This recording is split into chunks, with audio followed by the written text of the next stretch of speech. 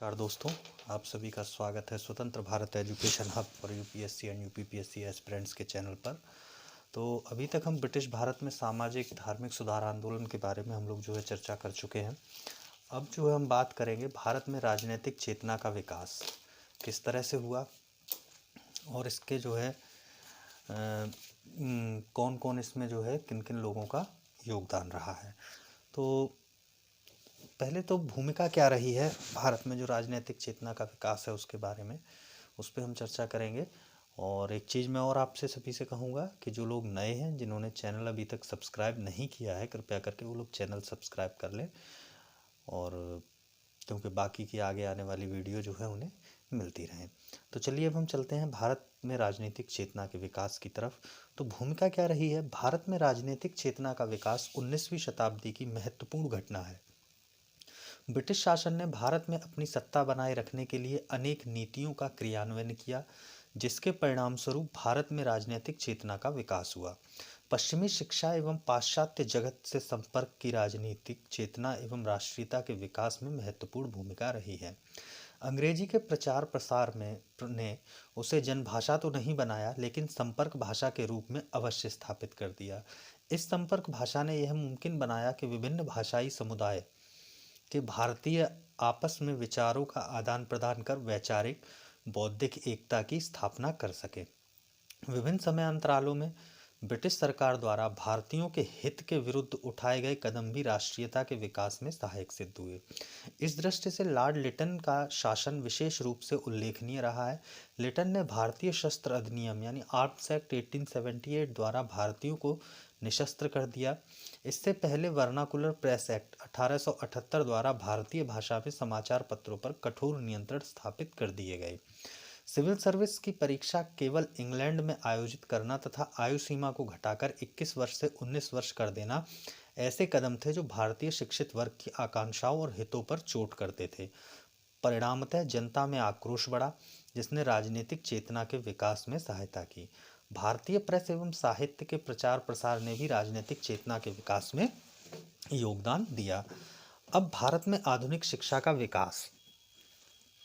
तो east India company प्रारंभ में एक विशुद्ध व्यापारिक कंपनी थी। प्रारंभ में शिक्षा के लिए जो भी प्रयास किए गए वे व्यक्तिगत तौर पर किए गए थे। जैसे वारेन हेस्टिंग्स ने 1781 में अरबी व फारसी भाषा के अध्ययन हेतु कलकत्ता मदरसा की स्थापना की, जिसका मुख्य उद्देश्य मुस्लिम कानूनों व इससे संबंधित अन्य विषयों की जानकारी देना था।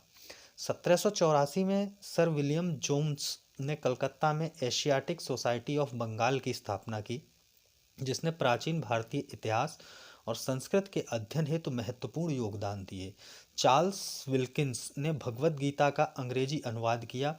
विलियम जोन्स द्वारा कालिदास कृत अभिज्ञान शकुंतलम का अंग्रेजी अनुवाद किया गया। बनारस के ब्रिटिश रेजिडेंट जोनाथन डंकन के प्रयत्न से 1791 में बनारस में संस्कृत कॉलेज की स्थापना की गई, जिसका उद्देश्य हिंदू विधि एवं दर्शन का अध्ययन करना था। कालांतर में लॉर्ड वेलेस्ली ने कंपनी के असैन्य अधिकारियों की शिक्षा के लिए 1800 में कलकत्ता में फोर्ट विलियम कॉलेज की स्थापना की। भारतीय रियासतों के साथ पत्र व्यवहार के लिए कंपनी को अरबी, फारसी एवं संस्कृत के ज्ञाताओं की आवश्यकता थी।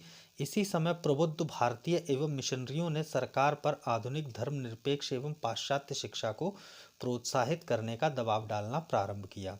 कलकत्ता मदरसा एवं संस्कृत कॉलेज में शिक्षा पद्धति के ढांचे को इस प्रकार तैयार किया गया था कि कंपनी को ऐसी शिक्षित व वफादार वर्ग की प्राप्ति हो सके जो शास्त्रीय व स्थानीय भाषा के अच्छे ज्ञाता होने के साथ साथ कंपनी के प्रशासन में भी मदद कर सके।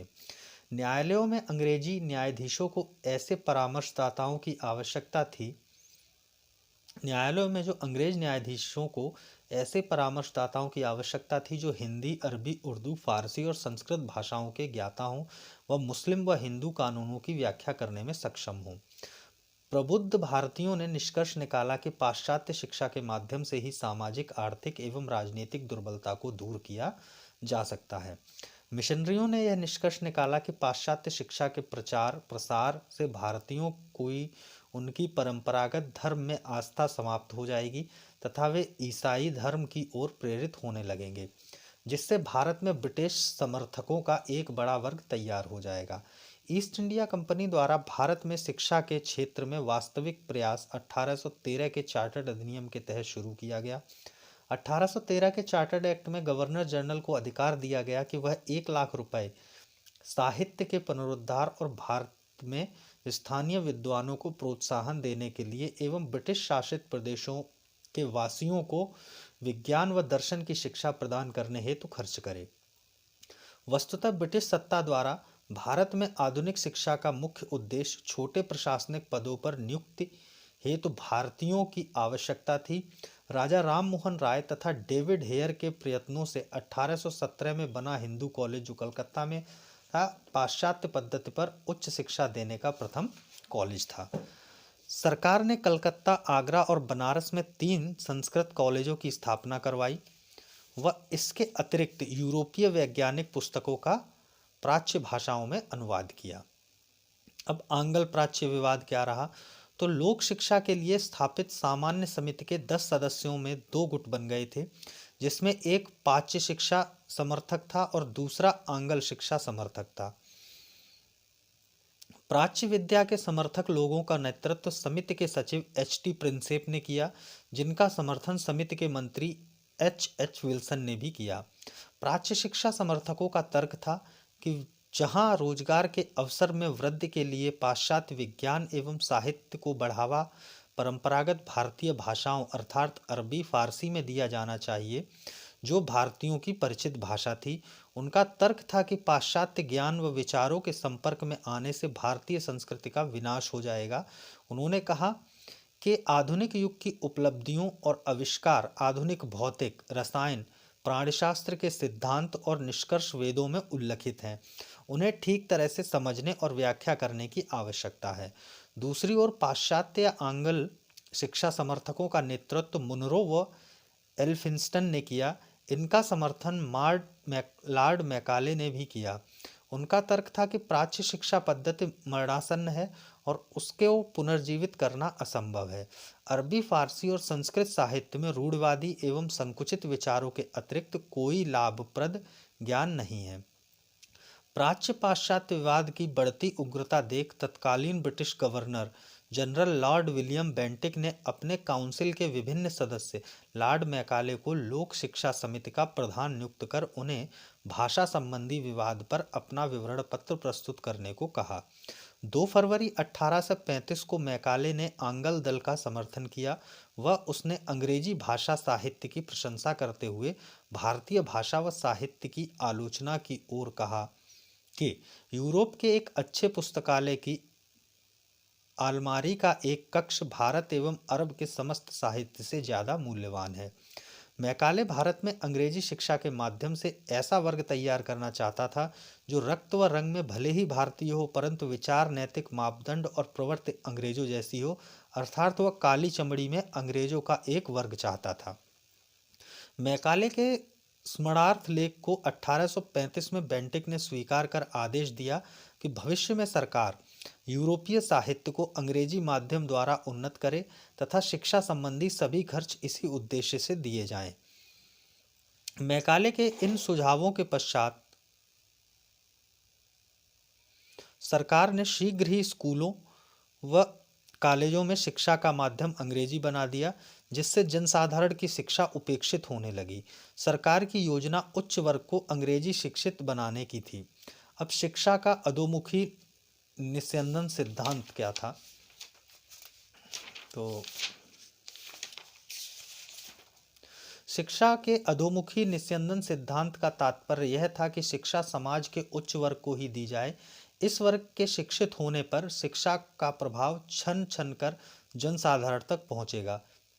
किंतु अंग्रेजों की नीति असफल साबित हुई, क्योंकि अंग्रेजी शिक्षा प्राप्त करने वाला प्रत्येक व्यक्ति सरकारी पद प्राप्त होने के उपरांत कर्तव्य से विमुख ही रहता था। इन अंग्रेजी विद्यालयों में शिक्षित व्यक्ति की विचारधारा में परिवर्तन हुआ तथा वह अपने देश के लोगों की सहानुभूति प्राप्त करने में असफल रहा। देशी विद्यालयों की अवहेलना की गई तथा इस प्रकार सार्वजनिक शिक्षा के कार्यों को क्षति पहुंची। अब वुड घोषणा पत्र क्या था, जो 1854 में आया? तो शिक्षा के प्रसार का दूसरा चरण लॉर्ड डलहौजी के समय में शुरू हुआ बोर्ड ऑफ कंट्रोल के प्रधान सर चार्ल्स वुड ने 1854 में भारत की भावी शिक्षा नीति की विस्तृत योजना बनाई, जो भारतीय शिक्षा का मैग्ना कार्टा कहा जाता है, जिसमें अखिल भारतीय स्तर पर शिक्षा की नियामक पद्धति का गठन किया गया, जिसकी सिफारिशें निम्नवत हैं। जैसे जनसाधारण की शिक्षा का दायित्व सरकार द्वारा वहन किया जाएगा। सरकार पाश्चात्य शिक्षा, कला, दर्शन, विज्ञान और साहित्य का प्रसार करे। उच्च शिक्षा का माध्यम अंग्रेजी हो, लेकिन देशी भाषाओं को भी प्रोत्साहित किया जाए। देशी भाषाई प्राथमिक पाठशालाएं स्थापित की जाएं और उनके ऊपर जिला स्तर पर आंग्ल देशी भाषाई हाई स्कूल और संबंधित कॉलेज की स्थापना की जाए। अध्यापकों के प्रशिक्षण हेतु अध्यापक प्रशिक्षण संस्थाओं की स्थापना की जाए। महिला शिक्षा को प्रोत्साहन दिया जाए। बेथून के प्रयत्नों द्वारा महिला पाठशालाओं की स्थापना भी की जा गई। शिक्षा क्षेत्र में निजी प्रयासों को प्रोत्साहन हेतु अनुदान सहायता की पद्धति चलाने की योजना बनाई गई। कंपनी के प्रत्येक प्रांत में पृथक लोक शिक्षा विभाग की स्थापना की जाए, जो प्रांत की शिक्षा व्यवस्था की देखरेख करें और उसी संबंध में सरकार को प्रतिवर्ष अपनी रिपोर्ट प्रस्तुत करें। लंदन विश्वविद्यालय के आधार पर कलकत्ता, बम्बई और मद्रास में 3 विश्वविद्यालय स्थापित करने की योजना, जिनका मुख्य कार्य परीक्षाएं संचालित करना और उपाधियां देना होता था। 1857 में ये विश्वविद्यालय अस्तित्व में आ गए। वुड शिक्षा सुझाव के तहत 1855 में एक पृथक शिक्षा विभाग की स्थापना की गई। प्रांतों में शिक्षा निदेशकों की नियुक्ति की गई। आगामी वर्षों में इन्हीं सुझावों के आधार पर कार्य किया गया, जिसके फलस्वरूप भारत की शिक्षा का ढांचा पाश्चात्य शिक्षा पद्धति के आधार पर विकसित हुआ और प्राचीन शिक्षा पद्धति नष्ट होती चली गई। 1870 में शिक्षा को प्रांतीय विषय बना दिया गया, जिससे सरकारी आर्थिक सहायता में कमी हुई और शिक्षा की उन्नति में बाधा आई। अब हंटर आयोग, तो ये 1882-83 सरकार ने 1882 में डब्ल्यू हंटर की अध्यक्षता में वुड डिस्पैच के बाद शिक्षा के क्षेत्र में प्रगति व प्रयासों का मूल्यांकन करने हेतु एक आयोग गठित किया। यह आयोग प्राथमिक तथा माध्यमिक शिक्षा के प्रसार के लिए आवश्यक सुझाव हेतु गठित किया गया था।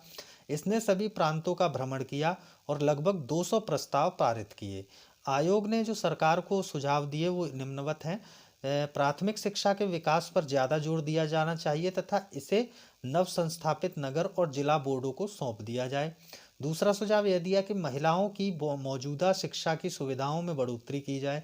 तीसरा सुझाव यह दिया कि माध्यमिक शिक्षा के पाठ्यक्रम साहित्य एवं व्यवहारिक पाठ्यक्रम में विभाजित हों। और चौथा यह दिया कि निजी प्रयत्नों को शिक्षा के क्षेत्र में बढ़ावा मिलना चाहिए। अब भारतीय विश्वविद्यालय अधिनियम 1904, जो कर्जन की शिक्षा नीति भी कह सकते हैं या कहते हैं, तो 1901 में कर्जन ने शिमला में भारत के उच्च शिक्षा और विश्वविद्यालय अधिकारियों का एक सम्मेलन बुलाया। 1902 में थॉमस रेले की अध्यक्षता में विश्वविद्यालय आयोग का गठन किया गया। इस आयोग की सिफारिश विश्वविद्यालयों की स्थिति एवं उच्च शिक्षा के संबंध में सुझाव देना था। 1904 में भारतीय विश्वविद्यालय अधिनियम पारित किया गया, जिसकी सिफारिशें जो हैं निम्नवत हैं। तो कौन कौन सी सिफारिशें की गई? पहली तो यह थी कि विश्वविद्यालय के उप सदस्यों की संख्या 50 से कम तथा 100 से अधिक नहीं होनी चाहिए, जिनका कार्यकाल 6 वर्ष का होगा। उप सदस्य सरकार द्वारा मनोनीत होने चाहिए। दूसरी थी कि विश्वविद्यालयों में अध्ययन तथा शोध के लिए प्रोफेसर व व्याख्याताओं की नियुक्ति करनी चाहिए। तीसरी थी सरकार को विश्वविद्यालय की सीनेट द्वारा पारित प्रस्ताव पर वीटो का अधिकार दिया जाए। चौथी थी सरकार को यह अधिकार था कि वह सीनेट द्वारा बनाए गए नियमों में परिवर्तन कर सकती थी तथा आवश्यकता पड़ने पर इस संबंध में नए नियम भी बना सकती थी। पांचवी थी कि इस अधिनियम द्वारा अशासकीय कॉलेजों पर सरकारी नियंत्रण कठोर हो गया। छठी थी कॉलेजों को विश्वविद्यालय से संबद्ध कराने का अधिकार सरकार ने अपने जिम्मे ले लिया। सातवीं थी कि इस अधिनियम में विश्वविद्यालयों के उत्थान हेतु 5 वर्ष के लिए 5 लाख प्रतिवर्ष की दर से राशि स्वीकृत की गई। इसके पश्चात सरकारी अनुदान सरकारी नीति की एक नियमित विशेषता बन गई। और आठवीं थी राष्ट्रवादियों ने इस अधिनियम की तीव्र आलोचना की तथा इसे साम्राज्यवाद को सुदृढ़ करने के एक प्रयास के रूप में देखा। उन्होंने आरोप लगाया कि यह अधिनियम राष्ट्रवादी भावनाओं की हत्या का प्रयास है। गोपाल कृष्ण गोखले ने इसे राष्ट्रीय शिक्षा को पीछे की ओर ले जाने वाला अधिनियम की संज्ञा दी। अब सैंडलर आयोग जो 1917 में आया, तो 1917 में सरकार ने डॉक्टर माइकल सैंडलर के नेतृत्व में विश्वविद्यालय की समस्याओं के अध्ययन हेतु एक आयोग नियुक्त किया। आयोग ने दो अन्य भारतीय सदस्य आशुतोष मुखर्जी व डॉक्टर जियाउद्दीन अहमद थे। इस आयोग ने कलकत्ता विश्वविद्यालय के साथ साथ माध्यमिक स्नातकोत्तरीय शिक्षा पर भी अपना मत प्रकट किया। सैंडलर आयोग द्वारा 1904 में विश्वविद्यालय अधिनियम की कड़ी आलोचना करते हुए निम्नलिखित सिफारिशें की। तो कौन कौन सी सिफारिशें की? तो स्कूल की शिक्षा 12 वर्ष की होनी चाहिए। हाई स्कूल की परीक्षा के पश्चात विद्यार्थी 2 वर्ष तक इंटरमीडिएट में शिक्षा प्राप्त करे।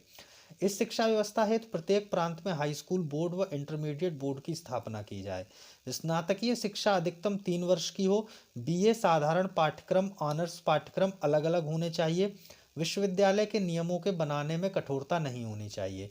महिला शिक्षा के लिए सुविधाओं का प्रसार होना चाहिए तथा कलकत्ता विश्वविद्यालय में महिलाओं की शिक्षा के लिए एक विशेष बोर्ड गठित होना चाहिए। विश्वविद्यालय को यह भी कहा गया कि वह व्यवहारिक विज्ञान व प्रौद्योगिकी में पाठ्यक्रमों का प्रबंध करे तथा विश्वविद्यालयों को व्यावसायिक कॉलेज भी खोलने चाहिए। प्राचीन संबद्ध विश्वविद्यालयों की जगह पूर्ण स्वायत्त आवासीय एवं एकात्मक स्वरूप के विश्वविद्यालयों की स्थापना का सुझाव दिया गया।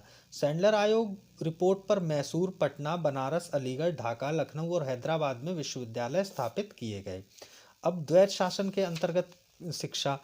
तो 1919 में मॉन्टेग्यू चेम्सफोर्ड सुधार के अंतर्गत शिक्षा विभाग प्रांतीय सरकारों को हस्तांतरित कर दिया गया तथा सरकार ने शिक्षा संबंधी मसले पर सीधे तौर पर रुचि लेनी बंद कर दी।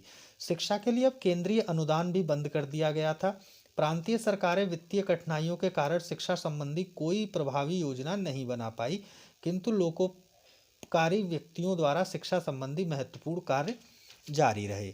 अब हंटर आयोग 1929।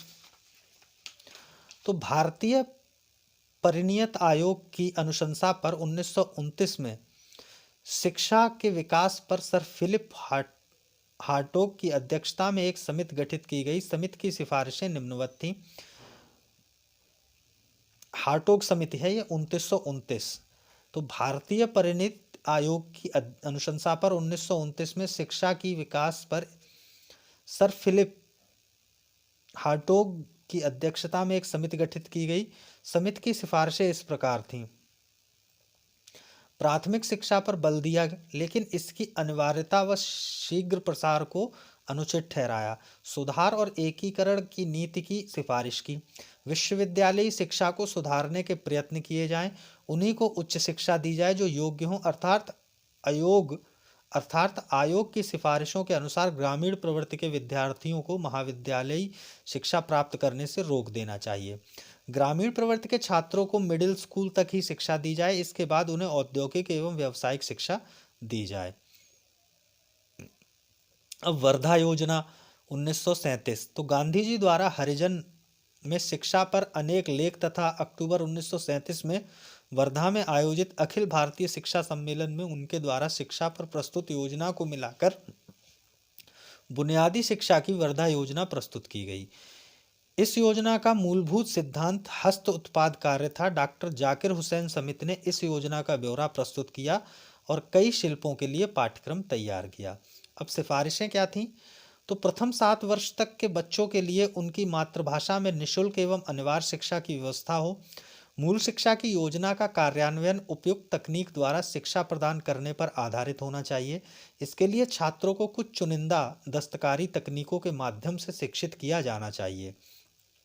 द्वितीय विश्व युद्ध प्रारंभ होने पर तथा प्रांतीय मंत्रिमंडलों के त्यागपत्र से इस योजना को लागू नहीं किया जा सकता। इस कार्य को 1947 के पश्चात राष्ट्रीय सरकार ने हाथों में ले लिया। अब सार्जेंट योजना 1944। तो 1944 में भारत सरकार के शिक्षा सलाहकार सर जॉन सार्जेंट ने शिक्षा पर एक महत्वपूर्ण एवं विस्तृत योजना पेश की, जिसकी सिफारिशें इस प्रकार थीं। देश में प्राथमिक विद्यालय, उच्च माध्यमिक विद्यालय स्थापित किए जाएं। 6 से 11 वर्ष तक के बालक बालिकाओं के लिए निःशुल्क एवं अनिवार्य शिक्षा की व्यवस्था हो। 11 से 17 वर्ष की उम्र तक के लिए 6 वर्ष की अतिरिक्त शिक्षा की व्यवस्था हो। समिति ने उच्चतर विद्यालयों की स्थापना की भी बात कही थी, जो 2 प्रकार से प्रस्तावित थे। नंबर 1 विद्या विषयक और दूसरा तकनीक एवं व्यावसायिक शिक्षा हेतु। सार्जेंट योजना के अंतर्गत उत्तर माध्यमिक श्रेणी को समाप्त किया जाना था और 40 वर्षों के भीतर देश में शिक्षा के पुनर्निर्माण का कार्य पूरा होना था तत्पश्चात खेर समिति ने इस अवधि को घटाकर मात्र 16 वर्ष कर दिया। फिर भारतीय समाचार पत्रों का इतिहास। तो भारत में समाचार पत्रों का विकास पुर्तगालियों के आगमन के उपरांत प्रारंभ हुआ। सर्वप्रथम पुर्तगाली मुद्रणालय यानी प्रिंटिंग प्रेस भारत में लाए। गोवा के पादरियों ने 1557 में पहली पुस्तक भारत में छापी। 1684 में ईस्ट इंडिया कंपनी ने बंबई में एक मुद्रणालय की स्थापना की। 1780 में जेम्स आंगस्टस हिक्की ने भारत में पहला समाचार पत्र प्रकाशित किया, जिसका नाम द बंगाल गजट अथवा द कलकत्ता जनरल एडवर्टाइजर था, लेकिन सरकार के प्रति आलोचनात्मक रवैया रखने के कारण इसका प्रकाशन बंद कर दिया गया। अब समाचार पत्रों का पत्रेक्षण अधिनियम 1799। तो लॉर्ड वेलेज़ली ने सभी समाचार पत्रों पर सेंसर लगा दिया। साथ ही यह नियम लागू कर दिया कि सभी समाचार पत्र अपने मालिक या संपादक मुद्रक का नाम स्पष्ट तौर पर समाचार पत्रों में छापें। साथ ही समाचार पत्रों को प्रकाशन पूर्व सरकार के सचिव के पास पूर्व पत्रेक्षण के लिए भेजना अनिवार्य बना दिया। लॉर्ड हेस्टिंग्स के उदारवादी और प्रगतिशील रवैये के कारण इन नियमों में ढील दे दी गई। 1818 में समाचार पत्रों की पूर्व पत्रेक्षण समाप्त कर दी गई, परंतु सामान्य नियम बनाकर उन विषयों की चर्चा पर रोक लगा दी जिससे सरकार के अधिकार या जनहित को किसी भी प्रकार की हानि पहुंच सकती हो। 1823 की अनुज्ञप्ति नियम। तो 1823 में लॉर्ड एडम के कार्यवाहक गवर्नर जनरल बनने के बाद भारतीय प्रेस पर पूर्ण नियंत्रण स्थापित किया गया। इस अधिनियम के अनुसार मुद्रक तथा प्रकाशक को मुद्रणालय स्थापित करने के लिए अनुज्ञप्ति लेनी होगी। लाइसेंस के बिना किसी भी साहित्य को मुद्रण अथवा प्रकाशित करने पर आर्थिक जुर्माना अथवा कारावास का दंड होगा। मजिस्ट्रेट बिना अनुमति प्राप्त मुद्रणालयों को जब्त कर सकते थे। गवर्नर जनरल को अधिकार था कि वह किसी लाइसेंस को रद्द कर दे अथवा नया प्रार्थना पत्र मांग ले। इस नियमानुसार राजा राममोहन राय को पत्रिका मिराज उल अखबार का प्रकाशन बंद करना पड़ा। फिर 1835 का प्रेस अधिनियम या मेटकाफ अधिनियम। तो गवर्नर जनरल चार्ल्स मेटकाफ 1835 से 36 तक रहा, ने भारतीय प्रेस की प्रति उदारवादी दृष्टिकोण अपनाया। 1823 के अनुज्ञप्ति लाइसेंस नियम को रद्द कर दिया। इस प्रयास के कारण मेटकाफ को भारतीय समाचार पत्रों का मुक्तिदाता कहा जाता है। 1835 के इस प्रेस अधिनियम के अनुसार प्रकाशक मुद्रक केवल प्रकाशक के स्थान की सूचना देकर आसानी से अपना कार्य कर सकता था। 1856 तक यह कानून चलता रहा और इस अवधि में देश में समाचारों की संख्या में उल्लेखनीय वृद्धि हुई। अब 1857 का अनुज्ञप्ति अधिनियम। तो 1857 के विद्रोह से उत्पन्न आपातकालीन स्थिति से निपटने के लिए अनुज्ञप्ति व्यवस्था फिर से लागू कर दी गई। इस अधिनियम के अनुसार बिना लाइसेंस के मुद्रणालय स्थापित नहीं किया जा सकता था। सरकार लाइसेंस को रद्द भी कर सकती थी। यह संकटकालीन अधिनियम था, अतः 1 वर्ष बाद इसे समाप्त कर दिया गया। इसके समाप्त होने पर मेटकाफ के द्वारा बनाए नियम ही चलते रहे। अब पंजीकरण अधिनियम 1867। इस अधिनियम के द्वारा प्रेस एवं समाचार पत्रों को प्रतिबंधित न करके उन्हें नियमित किया गया। यह अनिवार्य कर दिया कि मुद्रित सामग्री पर मुद्रक, प्रकाशक तथा मुद्रण स्थान का नाम अवश्य उल्लेखित हो। इसके अतिरिक्त प्रकाशन के 1 माह के भीतर पुस्तक की एक निःशुल्क प्रति सरकार को देनी आवश्यक थी। बहावी विद्रोह से जुड़े लोगों द्वारा सरकार विरोधी लेखों से निपटने के लिए ब्रिटिश सरकार ने भारतीय दंड संहिता की धारा 124 में 124 से जोड़ दी, जिससे राजद्रोह फैलाने वाले व्यक्ति को आजीवन निर्वासन व जुर्माने की व्यवस्था की गई। अब देशी भाषा समाचार पत्र अधिनियम 1878 यानी वर्नाकुलर प्रेस एक्ट। तो 1857 के पश्चात देशी समाचार पत्रों में अप्रत्याशित वृद्धि हुई। अब इन समाचार पत्रों से सरकार की अधिक आलोचना की जाने लगी। परिणामतः सरकार ने देशी भाषा के समाचार पत्रों पर प्रतिबंध लगाने के लिए यह अधिनियम पारित किया।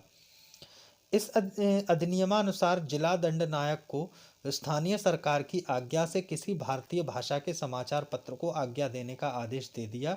वे बंधन पत्र पर हस्ताक्षर करें तथा कोई ऐसी सामग्री प्रकाशित नहीं करेंगे जिससे सरकार विरोधी भावना भड़के। इसके विषय में मजिस्ट्रेट के निर्णय को अंतिम माना गया।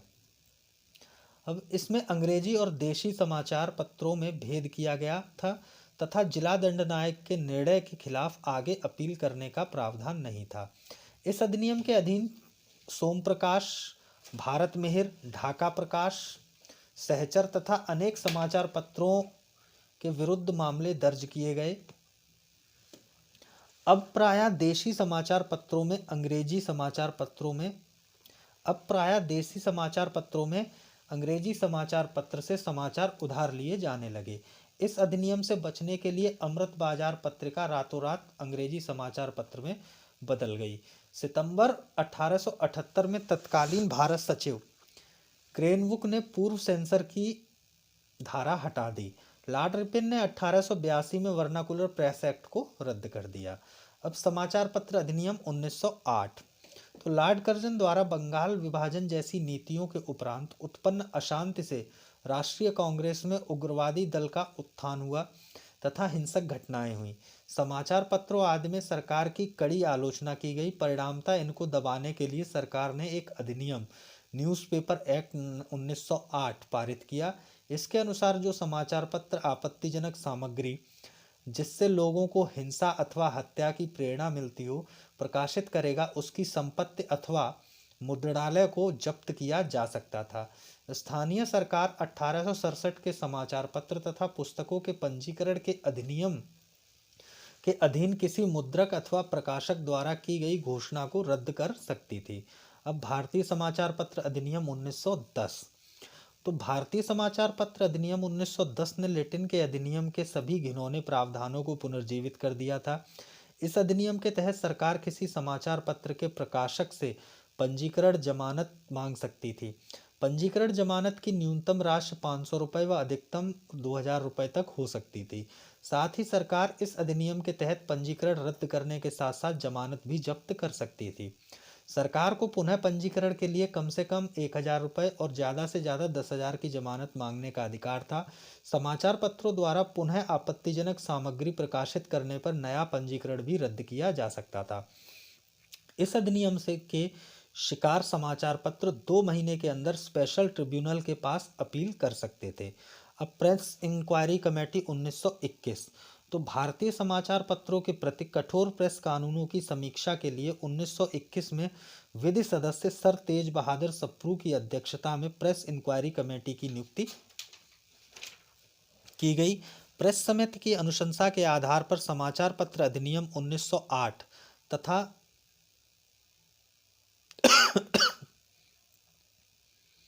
भारतीय समाचार पत्र अधिनियम 1910 को समाप्त कर दिया गया। फिर भारतीय समाचार पत्र अधिनियम 1931। तो 20वीं शताब्दी में राजनीतिक आंदोलन में आई गति तथा महात्मा गांधी द्वारा प्रारंभ किए गए सविनय अवज्ञा आंदोलन के कारण सरकार ने समाचार पत्रों पर अधिक नियंत्रण करने की भावना से एक नया समाचार पत्र अध्यादेश जारी किया। प्रांतों को सविनय अवज्ञा के प्रचार को दबाने के लिए अत्यधिक शक्तियां दी गईं।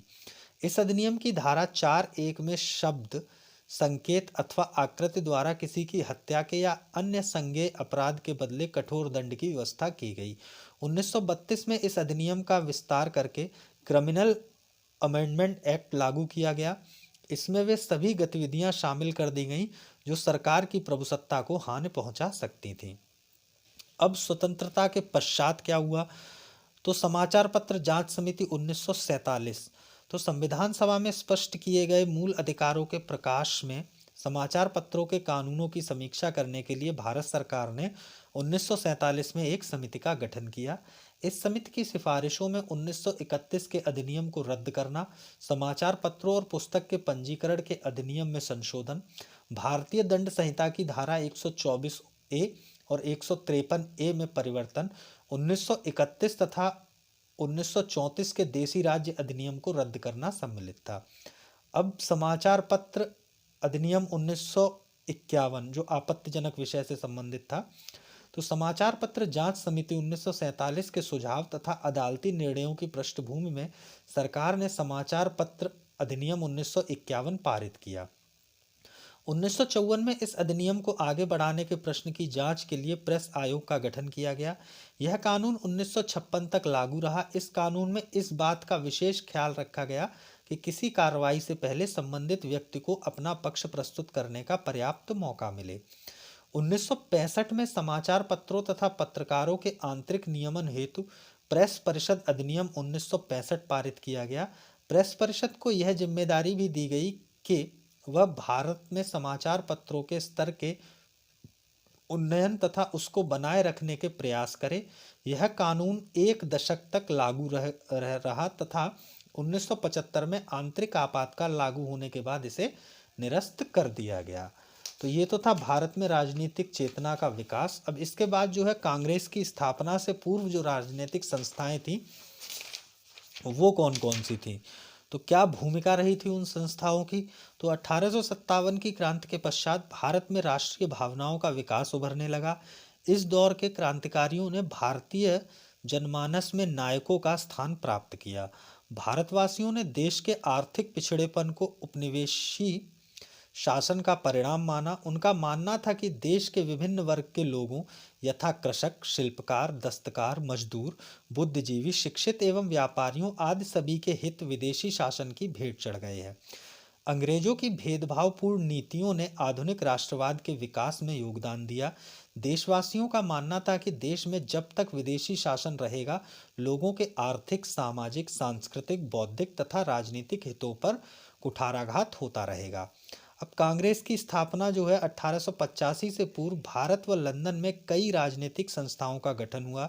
बंगाल, बम्बई एवं मद्रास में इन राजनीतिक संस्थाओं ने पत्र पत्रिका, अखबार एवं जनसभाओं आदि माध्यमों से लोगों को अपने अधिकारों के लिए जागरूक किया। परिणामतः लोगों में राष्ट्रीयता की भावना जागृत हुई। सामान्य जनता अब आंदोलनों में बढ़ चढ़कर हिस्सा लेने लगी। निश्चित ही भारतीय राष्ट्रीय आंदोलन के इस प्रारंभिक दौर में इन संस्थाओं ने राष्ट्रवादी विचारों के विकास में अपनी महती भूमिका निभाई। अब बंगाल में राजनीतिक संस्थाएं, तो लैंड होल्डर सोसाइटी या जमींदारी एसोसिएशन। तो लैंड होल्डर सोसाइटी की स्थापना 1838 में द्वारकानाथ टैगोर द्वारा कलकत्ता में की गई थी। लैंड होल्डर सोसाइटी पहली राजनीतिक सभा थी जिसने संगठित राजनीतिक प्रयासों का शुभारंभ किया। इस संस्था ने जमींदारों के हितों की सुरक्षा तथा उनकी शिकायतों को दूर करने के लिए संवैधानिक उपचारों का प्रयोग किया। कलकत्ता के जमींदारों की यह सभा इंग्लैंड की ब्रिटिश इंडिया सोसाइटी को भी सहयोग करती थी जिसकी स्थापना विलियम एडम्स द्वारा की गई थी। लैंड होल्डर सोसाइटी के मुख्य भारतीय नेता द्वारकानाथ टैगोर, राधाकांत देव, प्रसन्न कुमार ठाकुर आदि जमींदार थे, इसलिए इसे जमींदारी एसोसिएशन भी कहा जाता था।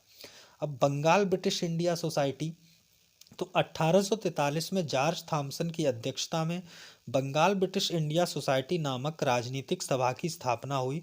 यह भारतीय तथा गैर सरकारी अंग्रेजों का सम्मिलित संगठन था।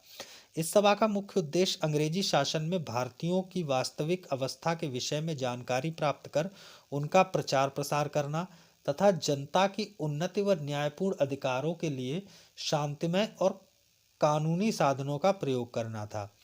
ब्रिटिश इंडिया एसोसिएशन, तो अक्टूबर 1851 में ब्रिटिश इंडिया एसोसिएशन की स्थापना कलकत्ता में राधाकांत देव की अध्यक्षता में की गई। इसके अन्य प्रमुख सदस्यों में देवेंद्रनाथ टैगोर, रामगोपाल घोष, प्यारी चंद्र मित्र, कृष्णदास पाल आदि थे। पूर्ववर्ती दोनों प्रमुख संस्थाओं यानी एक लैंड होल्डर सोसाइटी एवं बंगाल ब्रिटिश इंडियन सोसाइटी की असफलताओं के कारण इन दोनों को मिलाकर ब्रिटिश इंडिया एसोसिएशन का गठन किया गया। यह संस्था भूमिपतियों के हितों के लिए मुख्य रूप से कार्यरत थी। इसी के प्रयासों से 1853 में चार्टर के नवीकरण के समय ब्रिटिश संसद को प्रार्थना पत्र भेजा गया था। इस प्रार्थना पत्र में एक लोकप्रिय विधानसभा, न्यायिक एवं दंडनायक कार्य पृथक किए जाने, अधिकारियों के वेतन कम किए जाने तथा नमक, आबाकारी व स्टाम्प कर को समाप्त किए जाने आदि की मांग की गई। इसके परिणाम स्वरूप 1853 के चार्टर्ड एक्ट में गवर्नर जनरल की कार्यकारिणी में 6 नए सदस्यों को कानून बनाने के लिए जोड़ लिया गया। इस संगठन ने नील विद्रोह की जांच हेतु आयोग बैठाने की मांग की थी। हिंदू पैट्रियट इस संस्था का मुख्य पत्र था। अब इंडियन लीग, तो 25 सितंबर 1875 को शिशिर कुमार घोष द्वारा इंडियन लीग की स्थापना कलकत्ता में की गई। इसके अस्थायी अध्यक्ष शंभू चंद्र मुखर्जी थे। इस संस्था का मुख्य उद्देश्य लोगों में राष्ट्रवाद की भावना का विकास कर राजनीतिक शिक्षा को प्रोत्साहन देना था। अब इंडियन एसोसिएशन यानी भारत संघ, तो 26 जुलाई 1876 को सुरेंद्र नाथ बनर्जी ने आनंद मोहन बोस के सहयोग से कलकत्ता के अल्बर्ट हॉल में इसकी स्थापना की। सुरेंद्र नाथ बनर्जी इसके संस्थापक तथा आनंद मोहन बोस इसके सचिव थे। सुरेंद्र नाथ बनर्जी को राष्ट्रगुरु के नाम से भी जाना जाता है। इंडियन एसोसिएशन की स्थापना इंडियन लीग के स्थान पर की गई थी।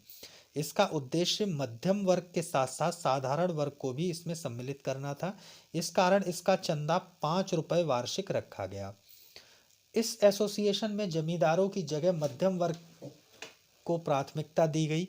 इस संगठन ने सिविल सर्विसेज आंदोलन चलाया, जिसे भारतीय जनपद सेवा आंदोलन या सिविल सर्विस मूवमेंट भी कहा जाता है। इसके अतिरिक्त vernacular press act, arms act तथा इल्बर्ट बिल के विरोध में आंदोलन चलाया गया। 1883 में सुरेंद्रनाथ बनर्जी को अपने पत्र बंगाली में कलकत्ता हाईकोर्ट के न्यायाधीश जे.एफ. नारिस की आलोचना करने के कारण 2 माह की सजा हुई। इंडियन एसोसिएशन ने दिसंबर 1883 में कलकत्ता के अल्बर्ट हॉल में आनंद मोहन बोस की अध्यक्षता में पहला इंडियन नेशनल कॉन्फ्रेंस का आयोजन किया। दूसरी इंडियन नेशनल कॉन्फ्रेंस कलकत्ता में दिसंबर 1885 में हुई। इसकी अध्यक्षता सुरेंद्रनाथ बनर्जी ने की थी। 1886 में इसका विलय भारतीय राष्ट्रीय कांग्रेस में हो गया। अब Calcutta students association. Calcutta students association की स्थापना 1875 में आनंद मोहन बोस ने की थी। आनंद मोहन बोस के साथ सुरेंद्रनाथ बनर्जी भी छात्रों के इस संगठन में शामिल हुए। कालांतर में सुरेंद्रनाथ बनर्जी छात्रों के बड़े नेता बनकर उभरे। अब बम्बई में राजनीतिक संस्थाएं, तो बम्बई एसोसिएशन। 26 अगस्त 1852 को दादा भाई नौरोजी ने कलकत्ता के ब्रिटिश इंडियन एसोसिएशन की तर्ज पर बम्बई एसोसिएशन की स्थापना की। इस संगठन का मुख्य उद्देश्य सरकार को समय समय पर ज्ञापन देना था, ताकि भेदभावपूर्ण समझे जाने वाले नियमों तथा सरकारी नीतियों के लिए सुझाव दिए जा सके। इस संस्था ने भी अंग्रेजी संसद को एक ज्ञापन भेजा, जिसमें नई विधान परिषदों, जिनमें भारतीयों को भी प्रतिनिधित्व मिले के बनाए जाने की बात की। उन्होंने भारतीयों की ऊंचे पदों पर नियुक्ति न करने और अंग्रेज अधिकारियों को बड़े बड़े वेतन देने की भी निंदा की। हालांकि यह एसोसिएशन बहुत दिनों तक नहीं चल सकी। अब पूना सार्वजनिक सभा, तो 1867, कुछ स्रोतों में ये 1870 है। तो इसमें महादेव गोविंद रानाडे, एम.जी. रानाडे एवं गणेश वासुदेव जोशी द्वारा पूना सार्वजनिक सभा की स्थापना की गई। इस सभा का उद्देश्य जनता को यह बताना था कि सरकार के वास्तविक उद्देश्य क्या है, अपने अधिकार कैसे प्राप्त किए जा सकते हैं।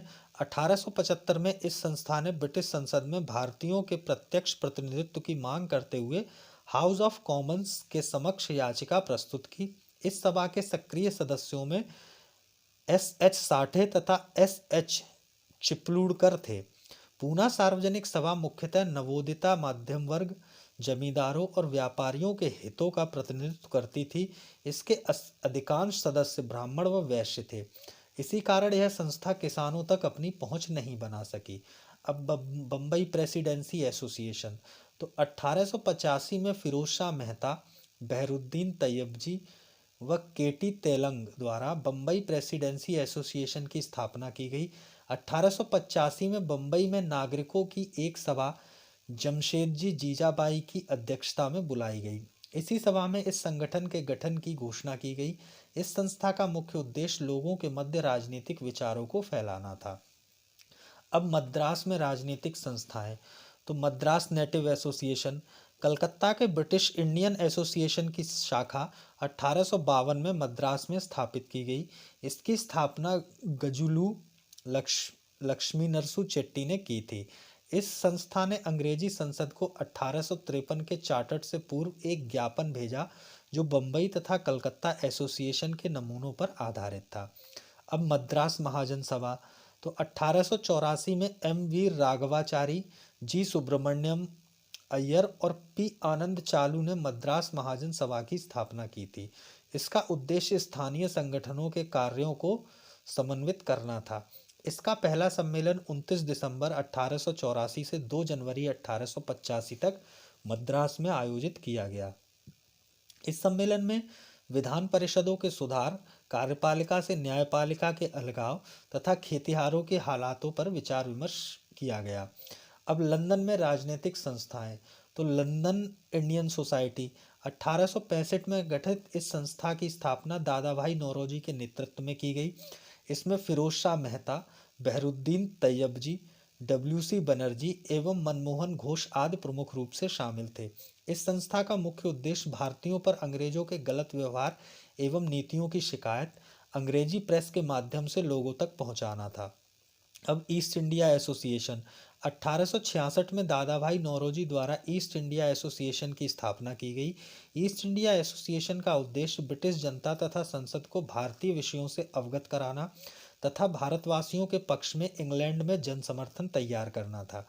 1869 में बम्बई में इसकी शाखा स्थापित हुई। कालांतर में भारत के विभिन्न भागों में इसकी शाखाएं खुल गईं। कांग्रेस की स्थापना से पूर्व यह एक ऐसी संस्था थी जिसने युवा वर्ग को भारत में स्वाधीनता प्राप्त करने के लिए उत्साहित किया था। तो ये तो थी कांग्रेस की स्थापना से पूर्व जो है राजनीतिक संस्थाएं और भारत में राजनीतिक चेतना का विकास। तो इसके बाद अब जो है हम राष्ट्रीय आंदोलन अगले सेशन में प्रारंभ करेंगे, जो 1885 से 1947 तक रहेगा। तब तक के लिए नमस्कार और धन्यवाद।